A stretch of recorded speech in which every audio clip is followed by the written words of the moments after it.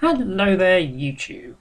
This is a video response to Tetsubo's little piece on spandex-clad soap operas regarding comics and the propensity to make everything personal and focus on the personal lives of the characters. And yeah, I can identify with that. Particularly when it's done badly in a soap opera style, because soap operas tend to do these things badly just to get the views. An actual sort of soap opera that claimed to be a proper soap opera will be cancelled after its first series because of the fact that nothing will be going on. When, of course, to get the ratings up, they've got to switch round who's sleeping with who and who's murdered who and who blew up the pub. Yes, seriously, that was in a British soap opera. Somebody blew up one of the pubs. I think they've used that plot twice now, actually. Yeah, good old EastEnders. But anyhow, the point is, yes, all the interpersonal stuff can get irritating. And really, I don't see why it's there. From a point of view, I don't really think that modern comic writers, they're trying to do something different, but they're kind of losing the point of what comic books are. And that is, comic books are the modern mythology. And as a neo-pagan, I hope that's the right term, Tetsubo would appreciate the idea of comic books as a mythology, as these, well, they are almost divine beings. In case of Wonder Woman, they are divine beings. Basically, their adventures in the context of their world as a sort of a exploration of moral themes. I never thought any of the pagan myths I was aware of were actually saying one way or another, or anything one way or another. That's what I love about them. They're ambiguous. They're just bringing up the question. And that's what I've always wanted to do in my work, and it's probably why I'm writing comics now, apart from the fact that I seem to have developed an obsession with them ever since I started looking into them more deeply last year. Anyhow,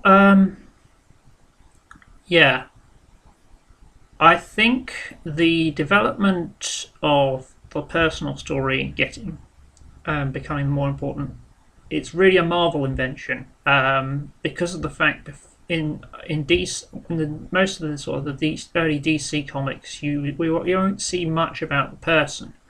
You will see most of the stuff said will be about the hero. Marvel brought in these heroes that weren't quite anti-heroes, but weren't nice people. Tony Stark, Peter Parker, all these sort of, they're superheroes that you'd love to meet, but the people you probably wouldn't. And then they went all the way, the whole hog, and created the anti-superhero, the Punisher. In that he is pretty much he's the answer to all the superhero cliches, like the classic one is, why doesn't Batman kill? Punisher just puts bullets through the heads of any villain and gets on his way. How do these spandex-clad super beings survive in a world full of people with big guns and Kevlar? Punisher's a guy with a big gun and Kevlar. So yeah, it's a direct parody of all the cliches. And again, Frank as a person gets more coverage ever since he was developed beyond his Spider-Man villain persona. He's been getting more coverage as a person, to the point where they've even done his origin story, Punisher Born, which is a very good read. I would recommend it. But yeah, I think you're onto something here, Tetsubo. although sometimes a personal story is very good in the context of establishing the character, in a context of bringing up themes.